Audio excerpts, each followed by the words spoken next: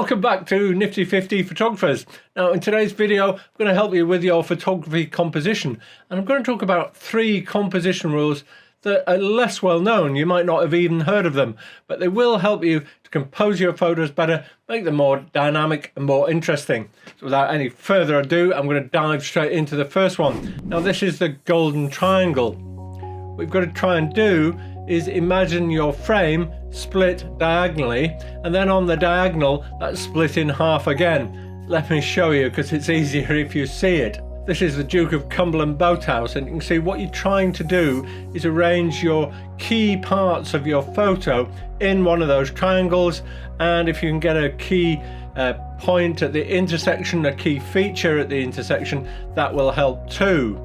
So how do you find this? Well, if you're using Lightroom and you go into the crop tool and then press the O key on your keyboard and keep pressing it, and it will cycle through the different options you've got, and one of them is the golden triangle. Now you can also flip it the other way, and you do that by pressing the shift key. Press shift and O together, and you can flip it the other way once you're in the particular crop mode you want. Now you can see what I've done in this landscape style photo of the boathouse. I've arranged that the boathouse is almost on the intersection, but most of the interest of the frame is in this top triangle. But if we look at this line that leads down to the bottom right hand corner, you'll see that I've got the light bits of the frame, a bit of reflection from the sky and sunlight there is arranged on that line, so that helps the composition. If I'd used the rule of thirds, it wouldn't have really worked on this photo. Composition wouldn't be quite right. So that's how you use the golden triangle. Let me show you in a portrait style orientation, just so you can get the point here. Now this is Edinburgh Castle taken at sunset, and I've done the same sort of thing, but if you look at this diagonal line, you'll see there's a couple of bright lights that are positioned right on the line, and that helps improve the composition. The main subject, again, the castle, is in one of the bigger triangles, so you can see how this rather extraordinary technique can turn an ordinary photo into something a bit more special. Now for a second type of photo, let's dive into something different: unusual perspectives. It's very easy to be lazy when we're taking photos and just shoot straight, if you like, straight from the hip, or just standing up, camera straight in front of your face, and maybe you'll turn it left or right, or even at a quirky angle to try and improve the composition. But it's much more difficult to make yourself do something like lie on the floor and look straight up, or just bend down a lot. And that's what you've got to do to get these unusual perspectives. More often than not, it's something where you're getting very low and looking up, but it can work just as well where you're high up and looking down on something. Now that's what I've done here with this photograph, taken looking up an old chimney in a castle.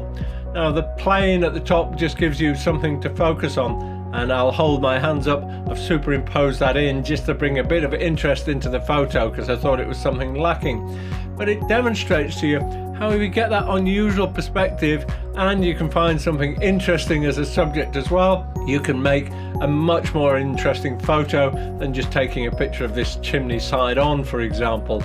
Now the other thing I've done with this, I've framed it slightly off center, and I've done that deliberately just because I also wanted to create a bit more interest in the photo. It would have worked very well if it done slap bang in the center, and then I would have really been using the rule of symmetry. But you can move things off center to create more interest in your photos as well. Now the final rule is a bit more complicated. It's called the Fibonacci spiral, or sometimes known as the golden spiral. And I've got a landscape photo here, and I can superimpose the spiral on it so you can see what it looks like. And the idea is you want to lead the viewer's eye around the spiral to a point of interest. Now usually a point of interest is often the brightest bit of your photo in the image, and that's what I've done here. So where the sunlight is hitting the fells here onto this nice bright area, that's where the eye is going to end up.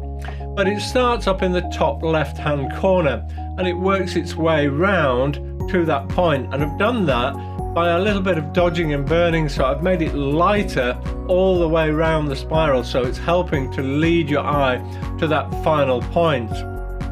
Now I can flip this spiral around just the same way, so pressing the Shift and O key, you can see how the spiral can be positioned in different ways. Now often you'll find this a little bit hard to do in the field until you start to get visually used to it, and then you've got it kind of in your head and you can sort of overlay it over your image as you're looking at it. But if you practice cropping your photos in Lightroom when you get back, it's a good technique to see how you can make use of this to make your photos follow the spiral, and that will naturally lead to a better composition because you're leading the viewer through the photograph. So using the spiral, you position things that are of interest or things you want your viewer to see as much as you can onto the spiral, and that creates a natural flow that will lead your viewer's eye through the photograph to your main subject or your main point of interest. So there are 3 tools that you can go out and use straight away. As I say, if you can use Lightroom, you can see how these work in the crop tool. I hope you found that of interest. Go out and practice your photography, try some different composition techniques, and I'd love to see your photos. You can share them in the Nifty 50 Photographers Facebook page. And in the meantime, I'll look forward to seeing you in the next video.